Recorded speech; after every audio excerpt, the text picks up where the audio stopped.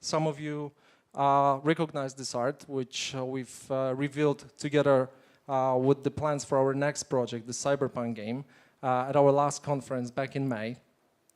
And actually, you know how it is when you think of something, when you're passionate about something, you start to plan, you start to work on it, but then before you announce it, before you bring it to the people, you really don't know what will be the reception. So we thought, okay, we think it's cool, but maybe people will say, we don't want to play this kind of game.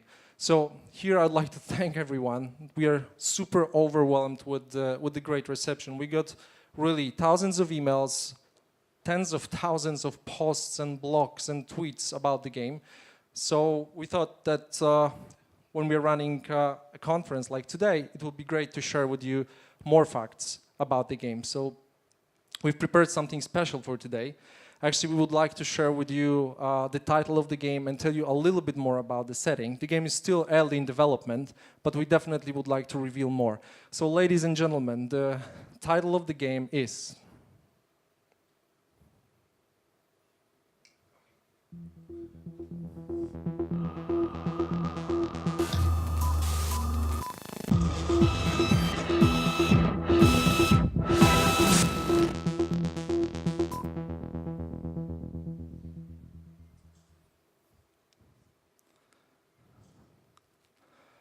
This trailer is really addictive, I tell you that. I've watched it over 50 times already, and the music, it has something in it. There is some mystery. Maybe you'll find some clues. If you find some, tell us what's in there.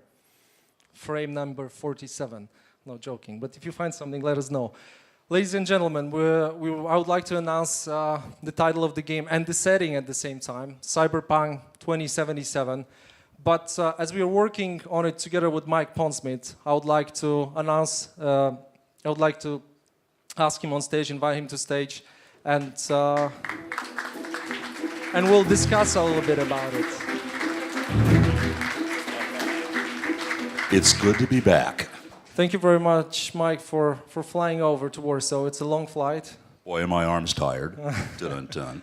Great to have you here. So we are working on, the slide. Mike is actually, that's Mike, that's the slide, okay. So you have it all right? I've lost weight. Yeah. Okay, Mike, we're working on it together. You're working with our teams, and we decided to choose the setting of 2077.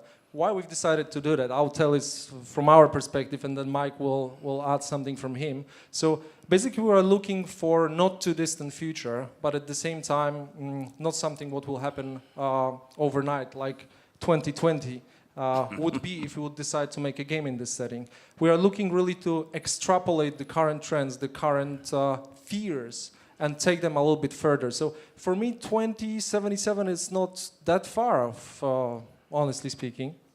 First of all, I've been guilty of also messing around with the timeline. Some of you remember back in the past, it was Cyberpunk 2013, and we then shifted the timeline to 2020. And one reason we did that is that in the 2020 timeline, it gave us a little more space to do a lot more cool things. We wanted to add more. We wanted to kind of play with things. But the other thing we were looking at the time is that we've always seen Cyberpunk as a continuum, part of a kind of large, vast epic, our own personal Star Wars or something. So we're really excited with the idea of bringing it up to 2077 and seeing how much further the characters we've created, the world we've created, can go. And yet keeping it grounded in what has already been done so that you see the history that we see in our minds already. Yeah, and actually, funny enough, when we're looking for more information for the plans, as there is a lot of institutions in this world who plan pretty far in advance, we found out that a lot of countries, a lot of economies, they have real strategic plans, investment plans, up to 2050, guys. I mean, I'm planning maybe, what I'll do next year, but they plan to 250. So 2077 is really not that far off. Yeah, one of the best things about the cyberpunk universe has been the idea that we kind of get to be prophets. And this is a timeline in which you may be involved. Most of us will live to see that time. I might even make it that far, or at least pay off my mortgage. So in looking at 2077, we were looking at how far could we extrapolate real technologies, things that had already existed, things that we tended to do already as part of the 2020 universe. Mike, I'm really looking forward to some serious implants which will help us to make it through 2077. So I hope some of your predictions will be true very soon. We'll need them, really. Definitely. And I would like to announce that we've decided to go for the sandbox environment. So that's something very new for us. You haven't seen it in our games before. Our goal is really to allow you to explore the locations the way you want it, and go to the places you want at the time you want to go there. And of course, we'll be bringing the Night City. Right. I love sandbox environments. For one reason, a good RPG is a sandbox environment. So when you have that, you have the ability to build, to find, and really invest in a character. So I'm looking forward to seeing what we can do with that as we start developing it. The other thing is we're going to be staying in Night City, because Night City is as much of an important character in the cyberpunk world as any person, including Morgan Blackhand. So we're going to be doing Night City, and you're going to see how it evolves. And people have wondered what's going to happen. There are clues and hints. We told you more, we'd have to kill you, as usual. One of them is a big hint I left for everybody at the tail end of the Fourth Corporate War, when I dropped a small pocket tactical nuke in the middle of the Arasaka Towers. And that left kind of a really large real estate space that we're going to be playing around with. Yeah, so a nuke for new exciting future, Mike. Yeah, well, at least for urban renewal. Yeah. Okay, and what is important, and I think Mike will be the best person to assure you here from stage, we are really following the rules of the classical Mike's pen and paper game, and we'll be taking it further together with Mike to work well in the 2077 setting. Yeah, one of the great things is that we're going to be using the system that we've used before, that's been played by literally millions of people around the world for a really long time. It's a solid system that does the job really well in terms of deadly, authentic combat. But the great part is we're also going to be able to expand that into 2077, because we're going to be able to do a bunch of new things that we've been playing around with. And one of the joys of coming up and hanging out with the team, doing things, our weekly conversations online and so forth with the Talsorian team and the CDPR team, has been thinking about what we can do. What are the new things we're going to give to the players? And of course, you know, the 2077 setting allows us to take the toys, the weapons, the implants, the upgrades into a new dimension. So of course, you will see a lot of classical stuff, but there will be a lot of new stuff, both from us and from Mike. So we'll be definitely building on it. That, you know, for me as an RPG gamer, the gear is the reason I play the games, especially big guns, you know? He likes toys. Yeah, I actually do. Yeah, one of the cool things is that because the teams are working together, and I've talked a little bit today about the idea that we're going to be looking at a continuum, that vast epic sweep. So that means things that are developed in the 2020 universe are going to have history. For example, a gun you see now is going to be showing up in 2027, but we're also going to be showing the intervening versions of that gun over time. So what happened in 2040, what happened in 2050, what companies were there. So when your character steps into 2077, what's going to happen is you're going to be able to see how the world built around and gave him that history. Well, Mike, stop it, please. I can't wait to play it, man. Neither can I. I mean, come on. You got to create it. So, you know, first we create and then we play. Okay. Why do you think I created it? So I can play it. Yeah, okay. Okay. Or he can play it. We'll do it. We'll do it.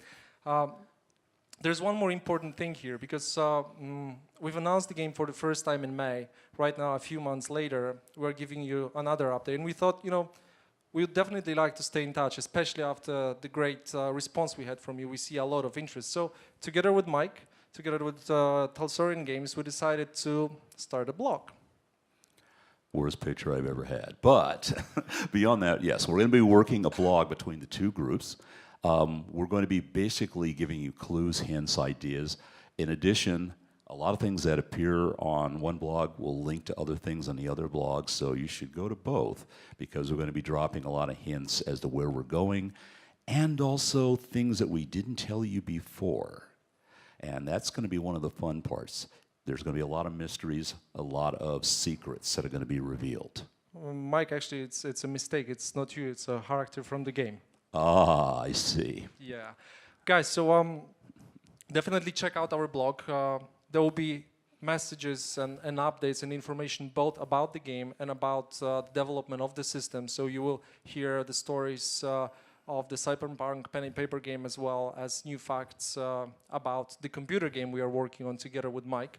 I definitely would encourage you to subscribe to our newsletters, so you'll get regular updates. And I think this blog is especially cool because if you're a Cyberpunk fan, you definitely should be here. But if you don't know Cyberpunk, it's a great place to find out why it's so cool and why you definitely want to play our game when it comes out, and Mike's system, which is already around.